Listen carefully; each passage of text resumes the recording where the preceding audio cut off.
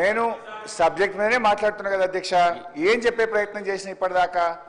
కాంగ్రెస్ ప్రభుత్వం ఆనాడు వారసత్వంగా ఇచ్చిన 72,000 కోట్లు మా ఖాతాలో కలిపినరు.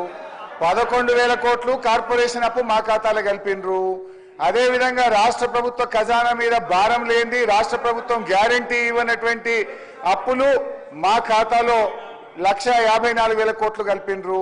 అన్ని తీసేస్తే బీఆర్ఎస్ హయాంలో కరోనా సహా ఉదయ్ సహా గ్రాంట్ రూపంలో రావాల్సింది కేంద్ర ప్రభుత్వం బలవంతంగా రిద్దిన అన్ని కలిపితే కూడా బీఆర్ఎస్ హయాంలో చేసినప్పుడు 4,17,000 కోట్లని మళ్ళీ మీ వైట్ పేపర్ ఆధారంగానే చెప్పాను.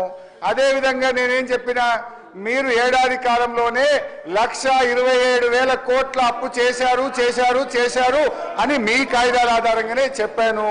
అదేవిధంగా వాస్తవాలు మాట్లాడితే మా గొంతు నొక్కడానికి ఇవాళ ఈ కార్ రేసింగ్ మీద మహేశ్వరరెడ్డి గారు థ్యాంక్ యూ అధ్యక్ష.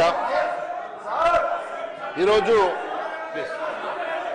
మహేశ్వరరెడ్డి గారు అప్పుల మీద గౌరవ ఉప ముఖ్యమంత్రి ఆర్థిక మంత్రి బట్టి విక్రమార్క గారు ప్రవేశపెట్టినటువంటి వైట్ పేపర్ మీద ఒక 2 మినిట్స్ మాట్లాడతాను సార్. ఇది 2 సార్లు సార్, ఇది 3 సార్లు కూర్చోబెడతారా సార్? స్పీకర్ సార్, మేము మిమ్మల్ని కలిసి కూడా మీకు లెటర్ ఇచ్చాం. మేము పారదర్శకంగా గౌరవనీయులు కేటీఆర్ గారు ఈ రాష్ట్ర ఇమేజ్ పెంచడం కోసం ఈ కార్ రేసింగ్ కోసం నిర్ణయం తీసుకున్నారు.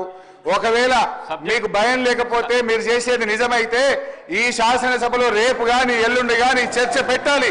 చర్చ పెట్టి నిజం. మహేశ్వరరెడ్డి గారు థ్యాంక్ యూ సార్.